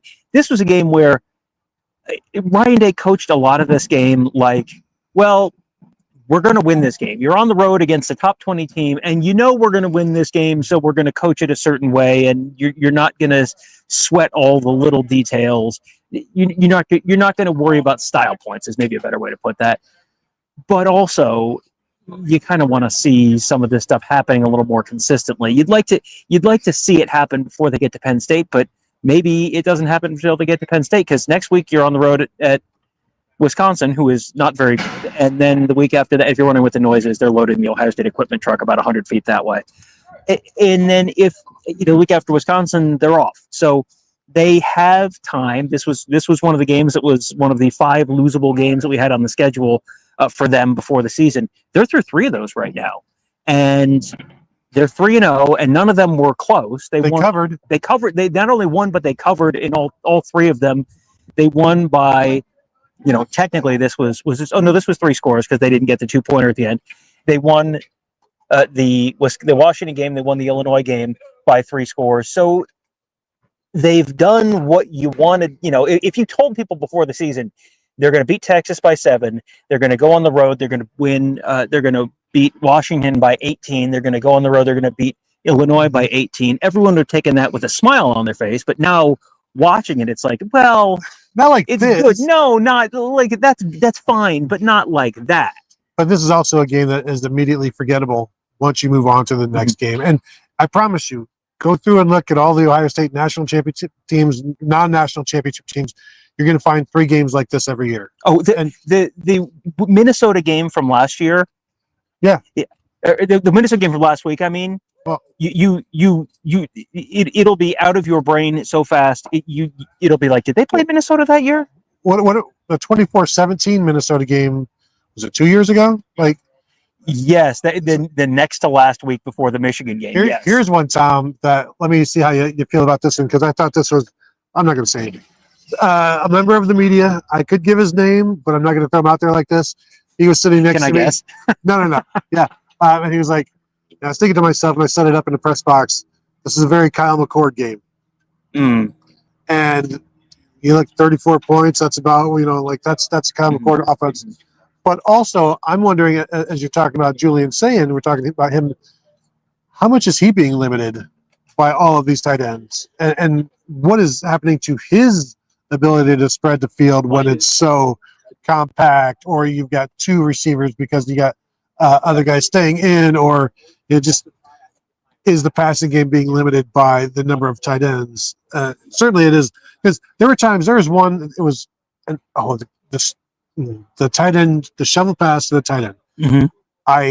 It's my least favorite play in all of sports. I prefer intentional walks to shovel pass. It is so rarely effective, and in that situation, you knew they had to pass. They're 4 yards short of the goal line, and they had 4 tight ends in there or whatever. You knew they're going to throw the ball. If you're going to throw the ball, right. If you were looking from the opposing sideline and you're looking and you don't see Jeremiah Smith or Carnell Tate out there, are you saying, "Oh shucks, I was hoping we would have to defend them"? Or are you saying, "Thank goodness they have," whichever tight end you want to name as your 3rd and 4th tight ends in whatever situation it is, you got those guys out there instead of Carnell Tate, Jeremiah Smith. That to me feels like you can sit there and, I'm not going to pretend I am the football mind that anyone in the Ohio State coaching staff is. However, I also kind of think if the person you're playing against is looking at what you're doing and going, "Oh, thank goodness," I would consider doing that. Whatever that thing is, regardless of what it is, I would consider doing it less. Are you taking Caleb Downs off the field in goal line situations to put an extra nose tackle in? No, because he's the best player in your defense. Right. So of course you're leaving him out there. How often are you taking Sonny Styles off the field? Not very often. How often are you taking Arvell Reese off the field? Not very often. So why are you taking Jeremiah Smith and Carnell Tate off the field? I agree completely. And then to tell you how bad things, like Nate Roberts got a carry at fullback. That's how deep they're going. You're giving the ball to your freshman tight end, trying to figure out the short yardage. He picked up the first down. So again, I'm being critical here of things that are working, and it's just the worst. It is the absolute worst. Who was the head coach a couple of weeks ago where they won the game and somebody's in there basically Brian Kelly. Yes. Yeah. Okay. And so I don't think you want to be on the same side as Brian Kelly in literally anything. But like Ryan Day, I think the first question was, you guys started slowly today. He's like, well, Now, what did we do? Was kicked field goal on the first drive and then scored on the second. Mhm. It was 10-0. Yeah. Right away. So I wouldn't say we started slowly, but it's coaches are like, I won a game on the road in conference play. I don't care what you have to say, and Yeah. in a respectful way. Like, Yeah. this is so much better than rushing for 300 yards and losing. Right, for sure. And I don't think anyone would contest that. And, I also, let's make the point extremely explicit here. If Ryan Day is saying that, Ryan Day is saying that in a very different way than Brian Kelly said that. And that's No accent. yeah. They're from the same part of the country, so they should have the same accent. Ryan Day has not developed a Southern accent for some reason. So, but no, it's you have to look at this from yes, you're happy you won on the road. However, what is the first thing Ryan Day says every week? We're not good enough. We got to get better. So you have to also sort of accept the fact that when you do look like you're struggling in some places, that people are going to ask about the fact that you do have to get better. You're not as good. You're not where you are right now is not good enough to win the national championship, and that's the stated goal. So, I sort of struggle to strike the balance between Ohio State fans absolutely losing their minds on stuff where it's like this team literally just won the national championship this calendar year, and they're undefeated, and they've covered every game, and they're the number one team in the nation, and they're through 3 of their losable games already. You should be able to kind of take a deep breath and sort of like trust in the coaching staff and trust in the players. And, this game was really broadly very much in line with what you and I were expecting as well, where we both picked 38-13 and they were 4 points shy, and Illinois had 3 points more than that. And, Illinois easily could have scored touchdowns, and Ohio State probably could have been a little more aggressive on, the first drive. He kicked the field goal on 4th and 2, which I get it, but also that's something that Ryan Day wouldn't necessarily always want to do. But this is sort of broadly in line with what we were sort of expecting. But this was not an Illinois team that played particularly well. I was expecting 38-13 against an Illinois team that played, a solid game. And man, oh man, I can tell you on the Illinois side of the building, oh boy, is the consensus not. We played a pretty solid game. It was like, oh man, Brett Bielema said, I don't think anything else could have possibly gone wrong in that first half. Well, and this is my thought I assume his perspective is we gave this game away. They had 3 turnovers, 2 turnovers on downs, and you lost by 18 points. Like, give me those 3 possessions back and one of those 4th downs, and I'm going to show you a different outcome. That's the message that you go into it. Moving forward. This game was over at the half. But you still got to play, right? And they did, and then you just kind of go through the motions. But overall, you throw an interception, which again, bold prediction. We got that one right, and then the 2 fumbles. Kaden McDonald, and I don't know if we've got that one ready, but we'll talk about it a little bit later. Kaden McDonald was asked about his fumble. He's like, I'm a big guy. I should be able to take it from a running back anytime I want, and he did.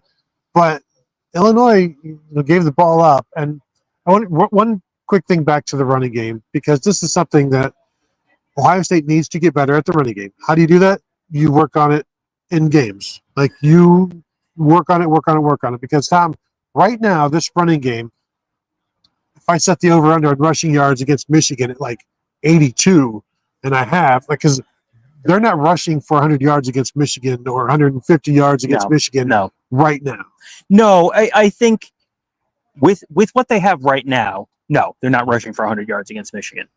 We'll see what they have later, because I am fully expecting. We have had several times this year that we've told you, like, look, they're going to win this game, but be prepared to be annoyed. Ohio University is going to make this more of a pain in the butt than you think. And we have people going, oh, idiots, you always bad mouthing the team. And then it's 9-7 or 13-9 in the third quarter. And it's like everyone's running around with their hair on fire. It's like, we're telling you this is going to happen. Prepare yourself, brace yourself for next weekend in Madison, Wisconsin, Ohio State, to really try to force the issue running the football, and not necessarily to be able to do it, because the Wisconsin Badgers, their offense sucks out loud, but their defense is pretty good. So it's going to probably be a frustrating game of them trying some different stuff with the run game to see what works against a competent defense in a game where also you're not in any significant danger, barring something crazy. Maybe Wisconsin gets up off the mat like UCLA has over the last couple weeks. It's possible. But if Wisconsin looks like Wisconsin has looked for most of the year, this is a team that Ohio State's going to beat by 24 points or whatever it is, and it'll be fine. But they're probably going to try a bunch of stuff because these are game reps. These are the most valuable thing they've got. So they're going to use them to their advantage because they can go in. It's like playing Grambling. You can go in and you can just do the things that where it's like, we have better football players than you do, and so we can just do these things and it'll work and it'll be fine. They're trying to sort of figure out they're stress testing their team right now in different ways. It's not always going to look pretty. It is going to be annoying next weekend in Madison. Just prepare yourself. Do we want to? We've teased both of the sounds. I think they're both ready. Why don't you? I know the Brett Bielema sound is ready. Yes, both sound bites are ready. So okay, why don't you do? Before we do, everybody hit the thumbs up. Ready? 3, 2, 1, boom! Thumbs up. All right, thank you. We appreciate that. Why don't we do the Kaden McDonald sound first? Yeah, Kaden McDonald talking about red zone defense. Ohio State's pretty good at it, and not giving up touchdowns, and just his attitude about that, and then also his forced fumble. And if you're running back, just don't bring the ball around him, and you won't lose it. So give this a listen and or watch. Well, Coach Patricia, he just taking the ball away, and I feel like we needed that in the moment. I did it. What goes into that? What's the secret? Just really focusing in on the running backs. They're little guys, so I'm a big guy. I can easily take it away. And once I got the opportunity, I just took it. That was like very similar to what Oregon did with quick time back. Remember that play? Yeah. I remember that play. It was awesome. How important was it to get the 3 turnovers that you cashed in the touchdown? Well, it was a team effort. Everybody had to do their job, and we all came together and we got the dub. Has there been a big emphasis on that, forcing more turnovers? Oh, yes, sir. Last week we didn't have none, and, we're coming in a hostile environment, and we got to somehow give the ball back to the offense. You guys obviously were very good in the red zone last year. You came in those packages. You lost a lot of guys, but why has it continued to be so successful this season? Because competitive excellence, Coach Day preaches, and when your number is called, you're going to make a play, and we got the guys to make plays, and we're just going to keep going. K-Mac, did you get your hand on the yellow buck? Yeah, I did. It felt like the Simba moment, But just thankful, we got the win and go back home. It was another good performance.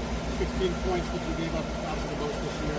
Is that bother you, or is it okay, we're still definitely bothers me. If you want to be the best defense in the country, you can't let people score.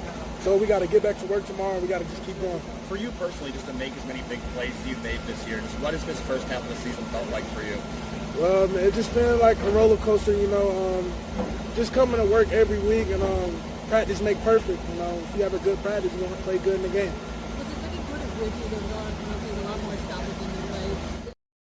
Kaden McDonald gets a Simba moment, and then also it talks about how the season has been a roller coaster. And again, not all roller coasters can't be just fun all the time. You got to have some danger in there a little bit. Got to have the click, click, click, click, click, where you get a little nervous on the way up. I think it's interesting. He's talking there about the fact that they allowed 16 points and got to get better. That's not good enough, and that's kind of in the same vein as what Ryan Day said. That's in the same vein as this, the stuff that we're saying. But also, I feel like there's this really difficult needle to thread where it's like you gotta sort of accept the fact that it's not always going to be perfect, and they've been very good, and you should be enjoying this season. You should not be stressed out on Saturdays about this. But also, they need to get better. Mm-hmm. But you sitting at home throwing your remote against the wall because they gave up a third down conversion or they failed to convert a third down on the ground on offense. That doesn't actually improve them in any way. So I don't know where it's like the coaches and players can be annoyed by this, but you really shouldn't, because you have to sort of assume that they're going to figure it out, but they haven't figured it out yet. The other thing is we don't always understand the purpose of what they're doing, and it's not always just bombs away. Oh yeah, there's reasons for why they are running the ball the way they are trying to run the ball, and why they're choosing the plan of attack that they are. They're trying to get something accomplished other than just points. Like, yes, you want points. Ryan Day said that, you want eight or 9 yards a carry. It's like, but you're not going to get that when you have put everybody in the box, including the defense. So you're going to get 1 or 2 yards at most, and so that's going to bring the average way down. The key is just stay out of these short yardage situations, or when you're in them, throw the ball instead, because that's also effective when they have these guys. You've got Jeremiah Smith, Carnell Tate. You've got defenders that are a little concerned about these guys, and then it's very easy to pick up some third downs, third and shorts when you're just throwing the ball as well. Right. And you get the sense that they know they can do that, and they will do that in games where they have to do that. You're not gonna see them doing the same banging their heads against the wall kind of thing against Penn State or against Michigan. You're gonna see them if it's third and goal at the 2, second and goal at the 1, whatever it is. If the slant to Jeremiah Smith is open and it's in the fourth quarter against Penn State and it's a 1-score game and they need to score, you're going to see that because it's going to be there probably. Right. This was a game where you never once thought, oh man, Illinois is going to make this they are in danger. It was, Illinois might make this look annoyingly closer than it actually was. Like Illinois might cut this to 14 or 16 and that and make it look like this was a closer game than it was. That's about as much of a concern as you really had. Ohio State was, as you said, at halftime it was 20-3 or whatever it was, and Illinois had certainly given them some plenty of help, and we'll get to the Brett Bielema soundbite about that in a few minutes. But they had, because Illinois did that, and because Illinois allowed them to sort of separate a little bit in the first half, then you can keep sort of banging your head against the wall because you can use these reps to learn, because you don't need to use these reps to create separation. You've already created separation, so now you can sort of work on other stuff. Yeah, and I will say, until that first scoring drive for Illinois late in the second or whenever that was in the second quarter, they had 48 yards of total offense, and then like the 54 yards on that drive. So they were stifled completely. Everything was in complete control, and let's just tinker. Yeah, right. And as far as why they're doing some of the stuff that they're doing, I've talked to Rossfold about this a little bit, and probably should talk to him about it a little more this week. But why are they in 13 personnel? Why are they in 14 personnel when you could just have 12 personnel?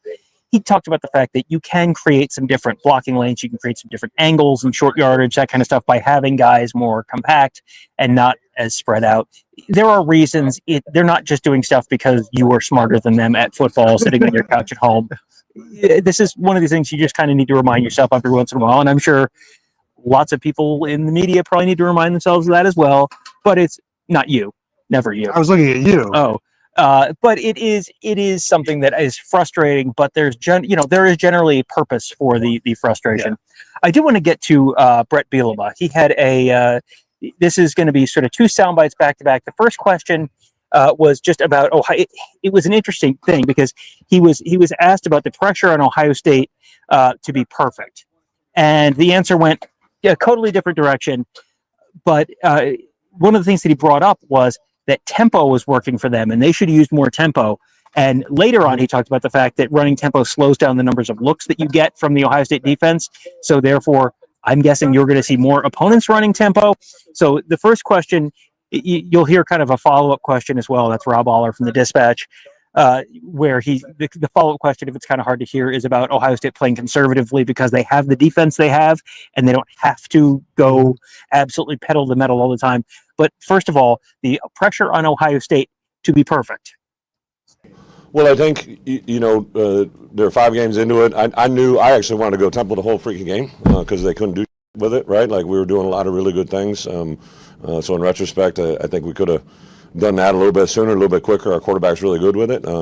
But they got good players all over the place. Matt's obviously a very talented coordinator. They got really good personnel.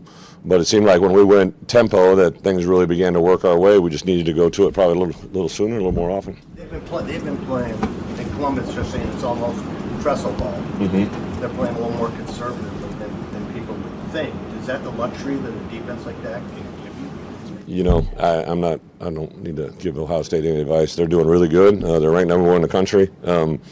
They're a pretty good football team. They got a lot of good talent. Their coach is exceptional. They got a lot of really good players. Their kicking game doesn't give any flaws. Usually, in my experience, right, when you got teams like that, you can find something, but they just, last week that punt scheme they ran, just kind of, they're very creative. I think Ryan keeps them on edge. I'm excited because they're a Big Ten team, and I think they can do a lot of things nationally that continue to make our conference what it is. So first of all, you're thinking to yourself, why did the audio drop out there in the middle of that first soundbite? We don't generally have coaches dropping S-bombs in press conferences, but you don't generally get to talk to Brett Bielema after a game. So I did like how he's like, I'm not here to give advice to Ohio State, but it is interesting, the idea of more tempo, and really because Illinois was okay with no tempo early on, and just like, well, let's just shorten the game. It's like, yeah, that's great until you're down 17 points, and you've got to figure out how am I going to make up these 17 points in 2 quarters. Well, and then someone is going to look at this and go, well, we need to run tempo against Ohio State, which is great, except then if you run tempo and you have a 3 and out, then Ohio State's offense is right back on the field, and you don't want that. So I don't think there's one thing that people can look at right now and say, well, here's how you beat Ohio State. You do the one weird trick, the old internet thing, one weird trick. Here's the one weird trick to beat Ohio State. I don't know that there is one weird trick to beat this team. Not that they're unbeatable, but I think it's going to take a confluence of Ohio State playing a poor game and also the team, finding something to exploit. I'm sure there's something to exploit if they can't run the ball and they're trying to run the ball too much, whatever. But there are going to be exploitable things against this Ohio State team where there are opponents who are going to be able to do stuff. Did you see the Ole Miss score today? No. Yes. Washington State was leading Ole Miss late in the third quarter. So, and Ole Miss is a top 5 team. There are teams in the nation that are going to be able to challenge just about anyone, and you're going to get challenged by teams that you should look at and go, this is an easy win. I got to tell you, the UCLA game, I saw 0 seconds of UCLA Michigan State today, but UCLA seems to be making the biggest comeback since Lazarus. So, that one. Who knows? That could be a weird one. Rutgers could be a weird one. I mean, you never know. But Ohio State is simultaneously not at the point where they need to be to win the national championship, but also about as well positioned as anyone. I don't know that there's any team in the nation that wouldn't trade places with Ohio State right now. No, and when you're talking about how do you attack Ohio State, the things that were working today were attacking Devin Sanchez, true freshman corner, who is only going to get better, and who's only playing because there's an injury, right? And so you had that. They were also attacking Arvell Reese in pass coverage, and he had maybe 2 or 3 receptions. Like, you can't live off of that, right? So yeah, it's very tough to find ways and opportunities to get after this Ohio State defense. You'd like to have short yardage, and it's if Ohio State had like a Drew Chrisman or a Cameron Johnston that could pin teams back at inside the 5 or the 10, this defense would be lights out. Instead, the opposing offenses rarely have to start inside their own 15. I think maybe the only time they did today was on a kickoff. Yeah, where they brought it out and Bryce West got the tackle there, but not a lot of areas to attack. I think Illinois was doing some max protect and they had some time to throw the ball, but then when Ohio State would bring a 5th guy, that time would go away. Well, and this is one of these things that I have a very difficult time judging from where I am. Like the Washington game, I thought to myself, it's weird that they're not getting to DeMond Williams as quickly. Like, they would get there, but it was, you kind of have the clock in your head, 1, 2, 3, ball should be out, and the ball wasn't out, and they weren't there yet, and they would get there eventually. You kind of had the same thing today where you expected, I've got my camera on Luke Altmaier ready to throw, and I'm waiting for Caden Curry to come in, or I'm waiting for Arvell Reese to come in, and you're 1, 2, 3, and they're not coming in. Was that a function of Ohio State being a little more conservative like they were with DeMond Williams, and just kind of don't let Luke Altmaier pick up a 20-yard rush here and there and just kind of keep him contained and make him stay in the pocket and make him be methodical? Yeah, I think there's no reason, Tom, to bake in big plays into a defense. Who would do that? So it's Name one. You know what? if you want a 13 play drive, have at it. Because if you score, good job. You've just taken up half the quarter. We're okay with that. That's kind of Ryan Day's thinking. And generally a 13 play, 12 play isn't going to, it leads to the red zone, which is also bad. Right. I'm looking at the number of long drives that Illinois had today, and there are some wild ones on here. 10 plays, 22 yards, ending on downs. What? I think that was the one where the punter's knee was down, so you lost 10 yards at the end. But 10 plays, 22 yards, ends on downs. 11 plays, 69 yards, ends in a field goal. That was sort of right before halftime. 12 plays, 75 yards. That was the first touchdown drive. 9 plays, 61 yards. That was the second touchdown drive. The first touchdown drive, they had the twos in. So it was against a Matt Patricia defense. Was it against the Matt Patricia ones? No. And then they scored again later in a game, and they had the last drive was 8 plays, 55 yards, and ended on downs. They were able to sustain some drives, but also you saw things broke down. They couldn't get. It's hard. They got real close right before halftime. They got down to the 1, and then false start. Now them getting down to the 1 and then not being able to punch it in. It was like, hey, this happened to Texas last year in the Cotton Bowl, and you're still putting pressure on the opposing team to make things happen. You're making them be not perfect, but be extremely good, extremely consistent over and over and over again down the field. Boom, boom, boom, boom, boom. And that's a lot of pressure on teams because there's so many places that you can fail. Hey, someone blocked the wrong guy. In this case, someone false started, and that was only a play because I think the play before that I think was the one where Caden Curry made this great open field tackle on Luke Altmaier. I mean, Ohio State deserves their credit for that. Illinois played their part, but Ohio State deserves their credit for their role in that as well. Yeah, I would agree with all of that. Even I don't know if there's this one down here. It's hard to keep track of all of the goal line stands and the stops inside the 10, but first down is like a loss of 2 yards, and it's like, oh, here we go again. This is how it goes. You just keep moving backwards. One of the team photographers was next to me at that point, looks at me, he goes, "This looks familiar." Yeah. It's like, you've seen this. It was a different year. It was a different defense. It was a different defensive coordinator, but you kind of got the same results. Because that first one, when they stopped him and held him out of the red zone, that was, I believe, the 9th red zone trip they've allowed, and 0 touchdowns.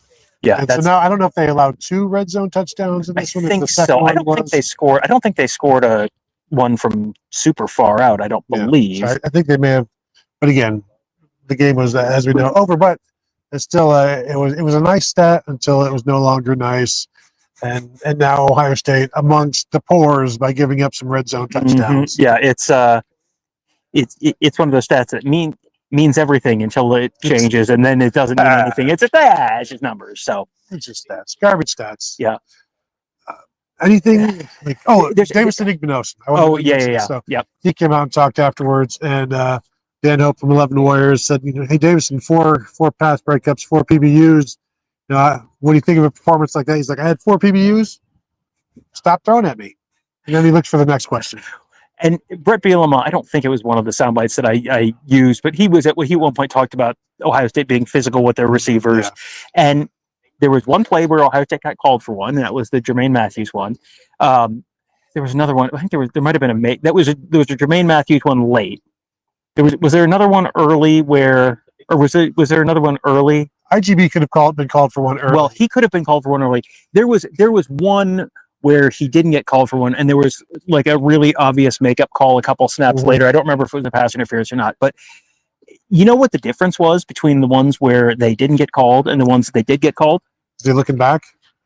He's looking back. All the ones, and the people who are angry about this on the Illinois side will say, it doesn't say if you're looking back, it doesn't count in the rules. Right. Well, let me tell you how the game has been officiated for 20 years. This is a known thing throughout the college football world, to the point that we have been answering, why don't they look back for the ball questions every time the Ohio State gets called for a pass interference call for the last 8 years that we've been doing this podcast. And that was not a brand new thing in 2017 either. So this is a sort of known thing. Igbenogson was in good position on all of those. He was looking, and he was turned, he was looking, he's playing the ball. And if you're doing that, the officials, you could call pass interference 30 times a game. You're not going to do it. You're going to do it when the guy is obviously beaten and is obviously grabbing to keep from getting beaten for a long gain or a touchdown, whatever it is. The one where Germaine Matthews got called at the end, he didn't look back. The guy was behind him. He didn't look back. There was one in the corner of the end zone behind us. This is the end zone that's kind of on the left side of your TV.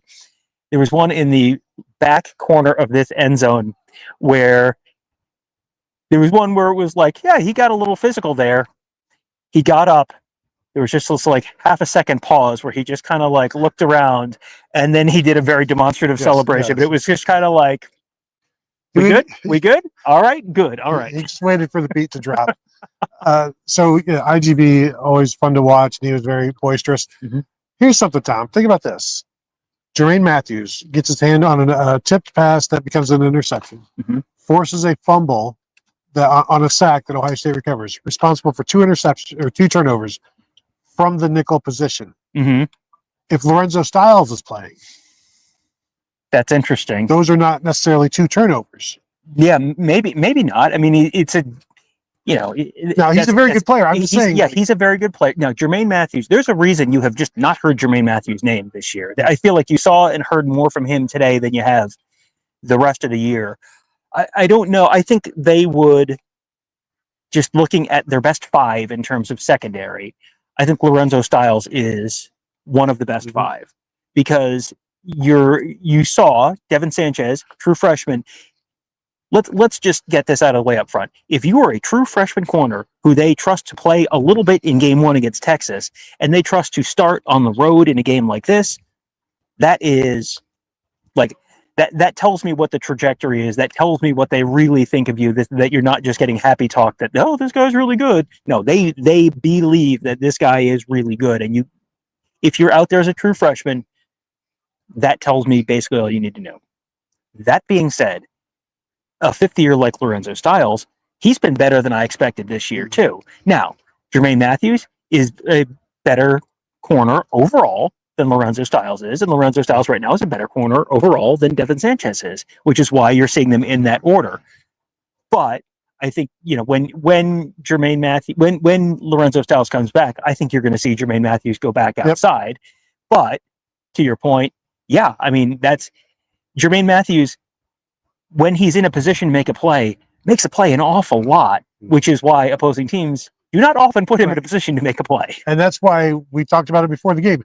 This was bad news for Illinois that now their best receiver was going to be matched up against arguably Ohio State's best cover guy. And you saw what happened. And Beatty had a pretty quiet day. It was, the other guys, Cox, and the other receiver, outside receiver, that had more of the catches, it seemed. Feel free to fact check in front of everybody. No, I was just going to pull it up. You're right. Beatty had 7 catches, 48 yards, average of 6.9 yards. I mean, that is the regular old middling slot guy who we don't actually talk about on the game rewatch that we do, because it's like, well, he's going to get his 7 catches, but it's not really going to make a difference. That was that. Empty calories. Yeah, Clement, who we really didn't talk about at all, had 6 catches for 47 yards. Rusk, 5 catches for 68 yards. Dixon, who was the other outside receiver who has made some big plays, he was 4 catches for 46 yards, long of 17. He's their big, they're kind of their big play guy in a lot of cases. He didn't do much of anything either. They threw for 248 yards, but 8.3 yards per yards per catch. How much of that was the fourth quarter? Right. Well, a lot of it was the fourth quarter. And also, it's 8.3 yards per reception, not yards per attempt. So if you're throwing for 6 yards per attempt, something like that, even with some of the empty calories at the end, you're gonna take that as a defense. Yeah, because again, you're gonna have to go all the way down the field, 8 yards, 10 yards at a time, and that's easier said than done. Yeah. One thing we did have not talked about Ohio State special teams a lot in this game. Jaden Fielding made his field goals. That was good. Kickoff coverage was good. That was good. Am I crazy, or did they have 2 separate delays of game on punts? Yeah, and I think Illinois was doing something that they were concerned about. Right. So they were having to move around. And then it was basically because they were out of timeouts the first time. I don't know if they're out of timeouts the second time. So it's just I think they had one left the second time. Didn't want to waste it. So it's just like, let's just take the 5 yards. Let's get set, because it looked like Illinois was trying to come after something. So then they would shift. And it didn't look like everybody was quite sure, like maybe on the sideline, that they liked the look. So you just got to bite the bullet on that one and take the 5 yards. Well, and you would absolutely rather have a 5-yard penalty than a block punt or something like that. Yeah, that's another one where it happened once, and I just kind of thought, well, these things happen, and then it happened again, and it was like, am I crazy, or did that happen twice? Which is weird, but this is a game where so much of this game was, unless Ohio State does something really stupid, Ohio State's going to win this game by a couple scores, and that's what that's all they really need to do. I think it was after the second delay of game where I suggested on Twitter, this is why teams need special teams coordinators. It's an unpopular opinion, but it works 60% of the time. It works every time.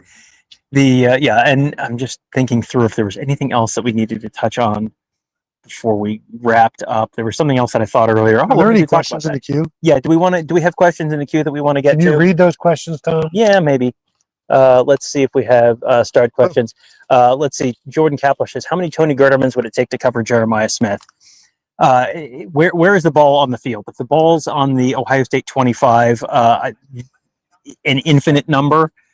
If the ball's in the goal line, I think you might be able to cover him with 5 of you. Have you ever seen like the simulations of like one Godzilla versus like a 1,000 knights? And it's computer simulation, and it's just like Godzilla just like smashing up all of you. Like it's like, how many of me? Basically, you could cover me with standing up, cover me with the end zone, right? All of me is with the end zone, and then just throw a jump on. It's like we're still screwed. You need to run a thing where one of you sits on the other one's shoulders. I don't think that's legal. I'm pretty sure, in fact, it's not legal. What would be great is if we did knock the ball down, we would definitely all 4,000 of us be doing an IGB celebration. Oh, 100%. With the seatbelt and everything. Jason wants to know how many teams can have an off game and still cover the spread against the top 20 team. And this is a game where if Alabama goes on the road against number 17, whoever, number 17, South Carolina, and wins by 18 points, you're going to hear about what an incredible win this was. They got a 3-point win at Missouri. Yeah. Wow, Missouri undefeated. I bet they've beaten a lot of good teams this year playing in the SEC and all that. Well, maybe not. Anyway, next question. No. Lisa, next question is, Lisa wants to know, is Ohio State going to have a competent run game for the Michigan game? You know what? They may have a competent run game by the Michigan game. That doesn't mean they're going to have a competent run game for the Michigan game. Those are two very different things. Yeah. And again, it's also going to come down to how stubborn are they running into a defense waiting for the running game. And maybe this is all a ploy where this looks like the most stubborn offense you've ever seen. And this is some fiction that I'm going to spew out for you. They're going to just be as vanilla as possible. And we're, everybody thinks they're trying to prove their manhood and this and that. Like, meanwhile, they're coming off of a national championship where they proved everything. They proved all the toughness you ever need to prove. And it's like, no, we're gonna run the ball up the middle for the next 8 weeks or however long it takes until they get to November, and then they're to Michigan, and then by then it's like, you know what, let's open it up a little bit and run some tempo in Michigan, which they don't care for, and throw the ball around, but then also maybe run the ball while things are spread out. It's a crazy, crazy thought. Ryan Day proved answered every question that he needed to last year. He won the national championship. And he found out where Lou Holtz was, because Lou Holtz was at the national championship game. So, I mean, you answered every question on that one night in Atlanta.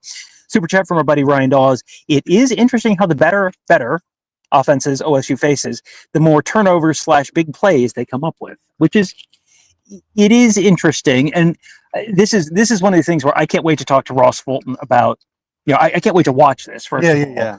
But then also to talk to Ross Fulton about this on one of our scheme shows on the morning show this week.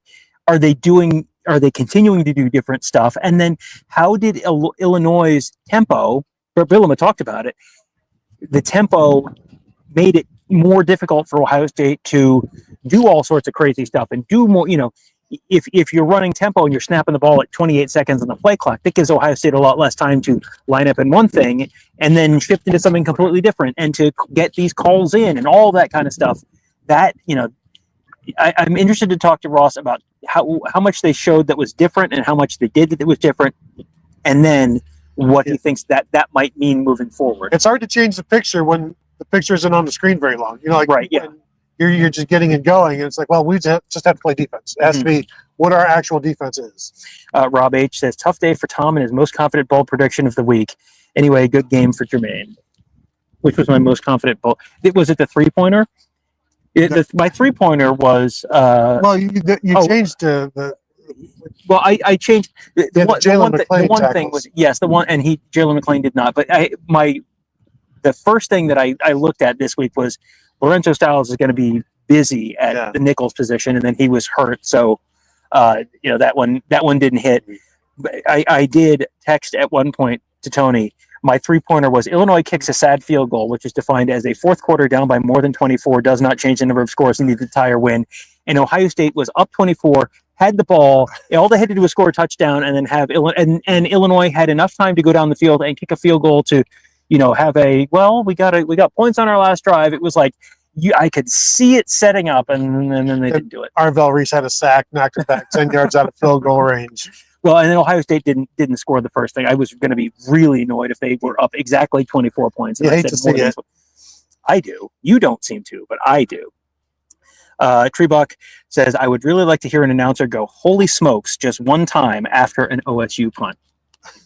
I'm with you. They have. It's been a while. Like, holy smokes! No, because again, we're joking up in the press box, like basically, like here comes a 38-yard boomer. Like the thing is just like kick it high so we know where it's going to be. Let's get the defense on the field. Like Ryan Day is love of average kickers and average punters at this point.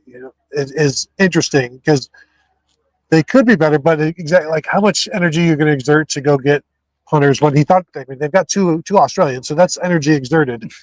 But for Joe McGuire, and again, he does what they want him to do. Although he put one out of bounds today, he's put others out of bounds. And there was one that was a touchback. They kicked from the 40. They kicked from the 41, which is not something Ryan Day is generally going to do. But it was right at the end of the game.